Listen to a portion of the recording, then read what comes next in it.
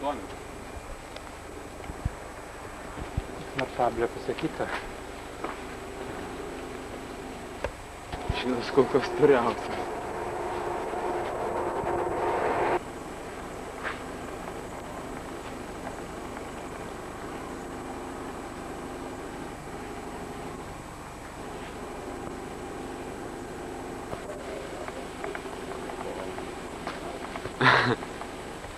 Dvidešimto amžiaus.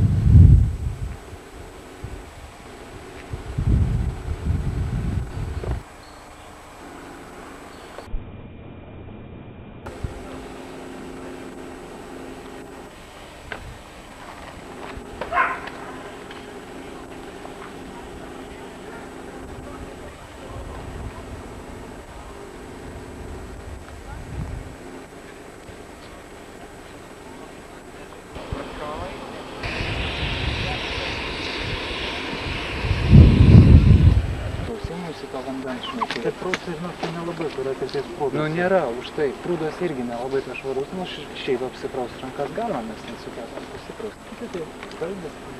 Jo, galima. Galim vietoj tą laužą didelį ir padaryti.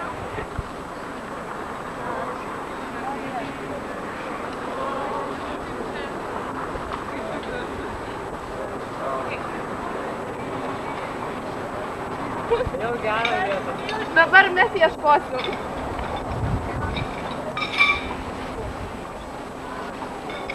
Dangi. Tik pamatė kiekvieną filmavimą.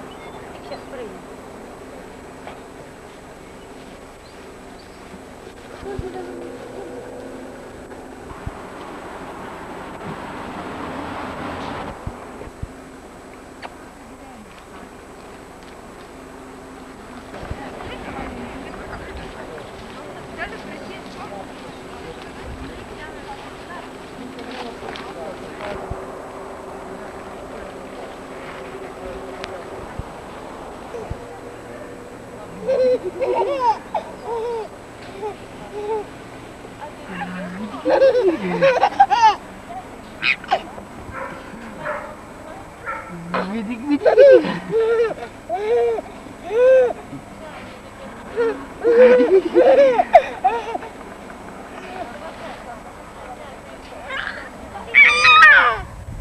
Tai 16 amžiaus vidurio ir žinom, kad 16 amžiaus viduryje čia buvo dvaras, kurį valdė gan žymi žemaičių bajorų giminė Stankevičiai, Bilevičiai arba Bėlevičiai.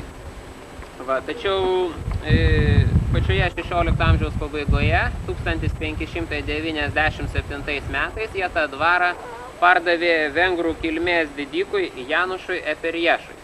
Na, vengrų kilmės didikų Lietuvoje atsirado tada, kada į Lietuvą karaliauti atvyko Steponas Batoras. Nu, tai jis dėl kompanijos vieną kitą savo seną draugą čia atsivežė. Va. Na, matyt, tai buvo žmonės gan turtingi, nes vos įsigiję dvarą, po kelių metų čia jie pradėjo didžiulės statybas. Lapuką tai tada natūroje ir pilį suvokite. Bet tai žodžiu, iš pradžių buvo pastatytas va šitas kampinis korpusas. Mes, kai pradėsime eiti, tai pirmiausia prie jo ir nueiti.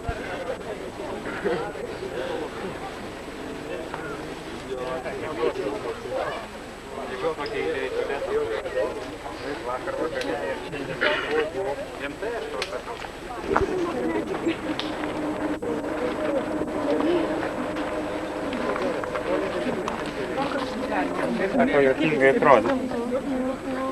Oi.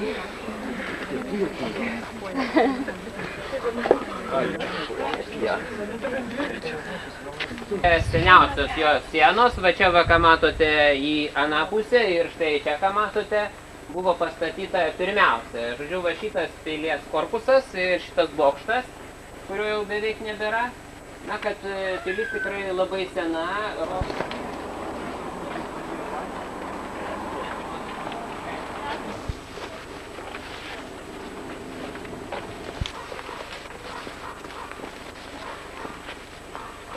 Matyti šito parko medis, ko gero, jis čia jau augo žymiai seniau, negu šitoje vietoje buvo įruoštas parkas. Bet Seniau taip jau būdavo tie parkai planuojami, kad patys vertingiausi natūralios gamtos elementai būdavo jos įkomponuojami.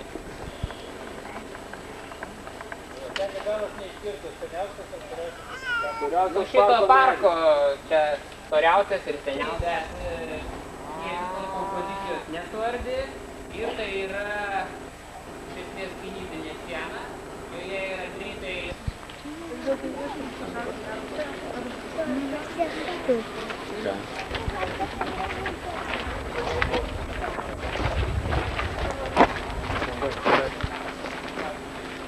Na, kaip jau pasakojau, ši pilis buvo pastatyta iš esmės tais laikais, kada jau vyravo renesansas ir senieji mūrai yra renesansiniai.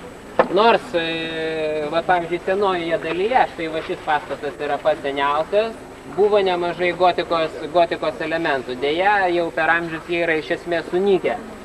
Nors šiokių tokių gotikos čia sakau yra. Man įdomiausias tai yra va šitos va durys.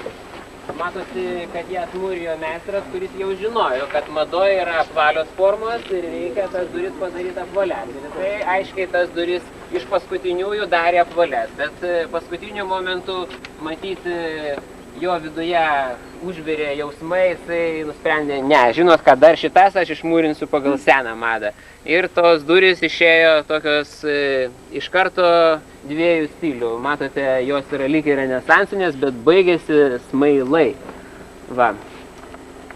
Na, šiaip labai kažką pridėti, be to, ką aš sakiau, aš jau nebegaliu.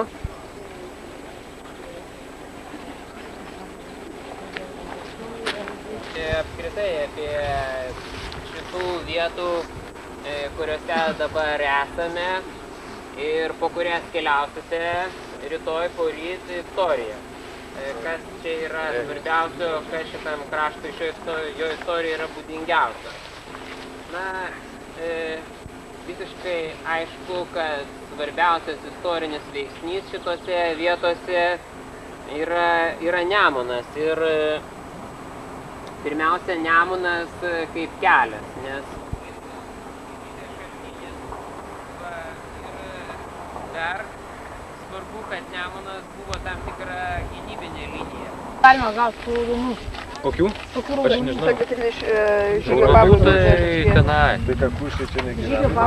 Nereikia Kad čia dar nėra iki galo aišku, bet greičiausiai iki Nidos. Aš aukštai kitą žemaičių bėsti. Aš kitaip viskai gal aš. Atsiprašau, aš kol kas neturiu gražos. Gal palaukit. Tuoj duosiu. O, gerai. Dar vienas autografų. O, gerai. Tai dabar, tai tau duodu knygą su autografu, paprastai tada sudame.